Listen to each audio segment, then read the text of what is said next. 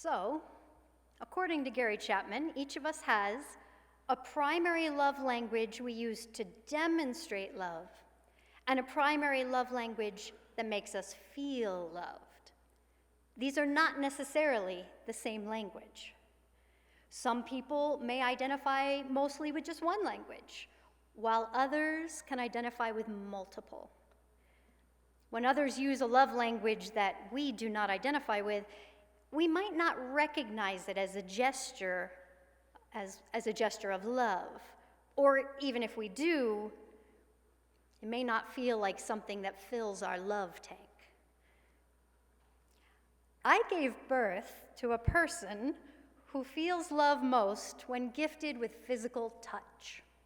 She loves to be close, to hold hands, to sit on my lap, to have her hair stroked.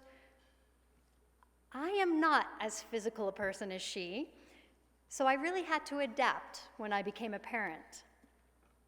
In my family of origin, we didn't touch very much. Hugs and kisses and snuggles were not really our style. Puzzles, games, and intellectual conversation were much more our speed.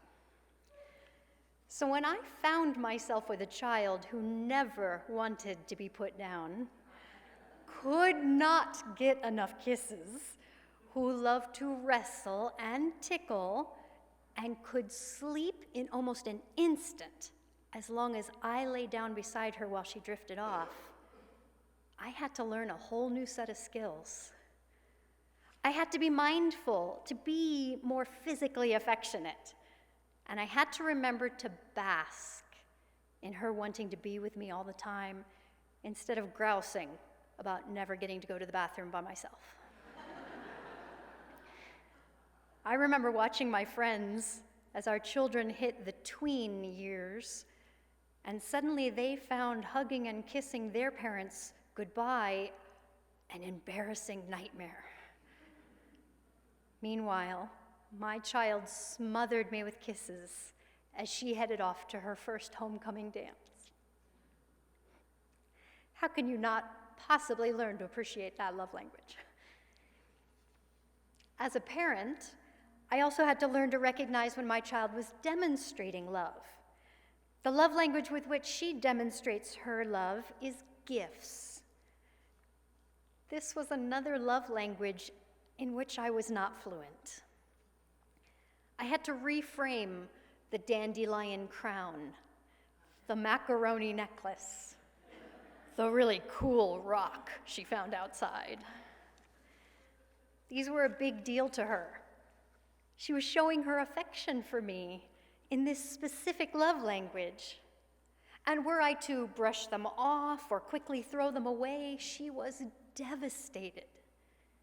Recognizing them for what they were helps strengthens our bond. Have you ever come across someone whose love language is gifts? The love language I crave is quality time, a wonderfully simple thing for a parent of a small child, a much trickier endeavor for the parent of a teen. As my lovely teenager runs off to be with her friends or spends time working at her job and begins to look at colleges, I have to adapt to less and less of my quality time.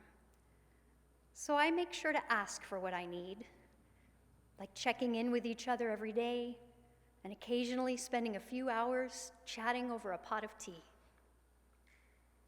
Does this ring true for others? The love language in which I speak is acts of service. So for my child, when she was little, this looked a lot like breakfast in bed, a warm towel as she got out of the tub, home-cooked meals. Nowadays, it looks a little bit more like filling the car up with gas. We have a funny saying in our house that love is a clean kitty litter. These are ways I demonstrate my affection. And understanding and recognizing these things help us both feel loved. Has someone ever spoken this language to you? We had some time during our meditation today to think about which of these love languages speak most to us. What makes you feel loved? What do you do to demonstrate your love? And are the people in your life aware of those preferences? Lately, I've become enchanted with the idea of expanding this to other areas of my life. It made so much sense to me in the personal relationships, but can we apply it to other areas? Can it help me be a better pet owner? Can it make me a better coworker? Can it make me a better steward of this earth? Can it help me in my spiritual life? I believe it can. During a recent service, Vance Bass shared Jack Forbes' quotation, "All that we do and are is our religion." That rings true for me. I want to express my values, not just here on Sunday morning, but everywhere, every day. For example, I believe in the inherent worth and dignity of every human being. For me, treating people well is essential. All people. Does that mean I have to love everybody? No. But it struck a chord with me last week when Reverend Angela mentioned Matthew 7:12, otherwise referred to as the Golden Rule. It's often paraphrased as, treat others as you would want to be treated. Okay, I gotta come clean. I have always had a problem with the Golden Rule. It rankles, because I think it needs to be tweaked to say, treat others the way they want to be treated. This is where love languages can come in. While one person may love to hear words of affirmation, another may feel like talk is cheap and actions speak louder than words. Where one person loves to be hugged, another may be very uncomfortable with physical touch and close proximity. While I might gift a fabulous pair of unique, bright-colored high-heel shoes to a delighted Angela,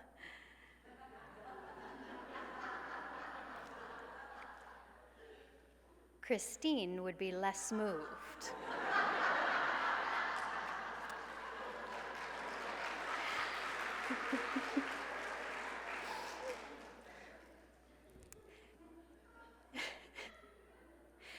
Knowing how to treat others can only help us create an atmosphere of respect and kindness.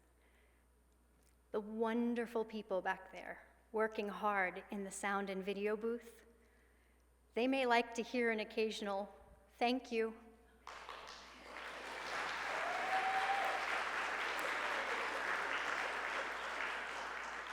This entire service is enhanced for each and every one of the people in this room because of your dedication, time, and energy. However, what if they don't respond to that attempt to show appreciation? Could it be that their love language is not words of affirmation? Maybe they would feel more valued through physical touch, like a hug, or perhaps a gift, like a note of thanks. These small, subtle differences can mean the difference between a person who feels content and appreciated and a person who feels disgruntled and upset. Imagine the impact if we all made an effort to understand and speak the right languages in our lives. How about here at church? How can these love languages benefit the way we come together as a congregation? I unabashedly love this church. This is the place where I find peace when my life gets tumultuous. I find comfort when life wounds me. I find laughter and optimism in a climate that can be filled with darkness and despair. I find inspiration. I find challenge. I find community. And because I get so much from this place, I want to do better at demonstrating my love. So, the obvious love language that we can all speak to this church is gifts. I can offer my financial gifts. I can frame the upcoming stewardship campaign as an opportunity to demonstrate my affection for this place that gives me so much. I can donate to the Animal Advocates Yard Sale or the Social Justice Council's fundraiser. I can bring food to the food pantry. I can bring flowers to the sanctuary. I can bring clothes to the clothing exchange. Another obvious one for me is quality time. I choose to attend services here. And I think we've all had that moment when on a Sunday morning when we're still nestled in our bed, we have that thought, I might skip today. I know I've had them. However, when I make the effort to get up and come, I know that the human connection I find, the inspiring ministers, the music, and so much more always makes me glad I came. Attending services is one way that I truly always get more than I put in. And when we do attend church, there's a part of the services that we all say together called words of affirmation. Rituals like that affirmation help ground us, and they can keep us together, soothed, and creating a community bond.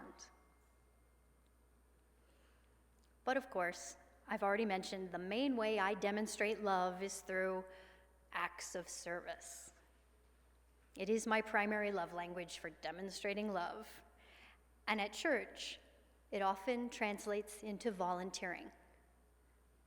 And it was a huge factor in why I accepted the position of membership director. And I'm not alone. We have a lot of volunteers in this church. You may not realize it, but just to make today's service and social hour possible, there have been more than 40 people involved. Changing the corner sign, opening the church, ushering, sound, video, projection, making coffee, bringing snacks, folding your order of service, teaching and religious education, picking up trash, being a lay leader, singing, working at the welcome, membership, or connection tables. I could go on and on. All this work, all these skills, talents, and time, couldn't they really be speaking a love language? Can you feel the energy that was spent to make sure that today your love tank got a little fuel? Do you have some love to share? Will you go home and reframe simple gestures like clean dishes or the offhand compliment? Can you identify the languages you speak or that the people are trying to speak to you? Will you consider demonstrating your affection for this place through the stewardship campaign or by volunteering? Perhaps you can use quality time and participate in our dozens and dozens of activities, groups, and committees. Today, we're going to give you an opportunity to sign up for the plethora of activities at the connections table through the hallway there on your way to social hour. There's a few extra tables set up. Next week, and on September 11th, we have our Connection Sundays. We're going to have people in the courtyard sharing with you their projects, events, committees, and groups, and we encourage you to attend and sign up. Gifts, quality time, physical touch, words of affirmation, acts of service.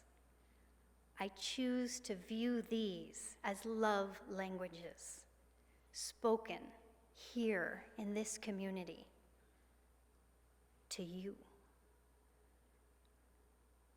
Do you feel the love?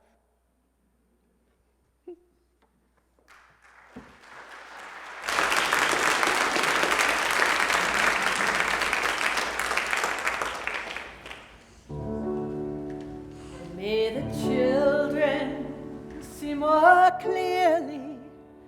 May the elders be more wise. May the winds of change caress us, even though it burns our eyes. I invite you to rise in body and spirit to sing the chorus of this wonderful song of service by Holly Near, I Am Willing. For I am open and I am